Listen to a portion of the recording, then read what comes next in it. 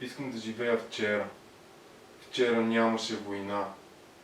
Не си представях вчера как горят деца, майките им как са пълни с тъга, и куровете на войници, врагове, човеци, истински мъже, маймуни, но облечени. Трагедията е на няколко минути от повтаряне. Повтаряйте след мен. Ръцете да са покрив над главата. Да започваме. На мене не, на мене не, на мене не. И не помага.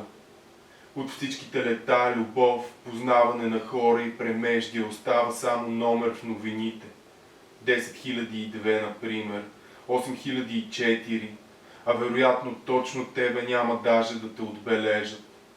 Че живота е безсмислен, да, но не в този смисъл, а в този, в който дядо гледа внука си, как тича по следобедна поляна и си спомня как е тичал по следобедна поляна и за дядо си спомня, а войната е това изобщо да го няма.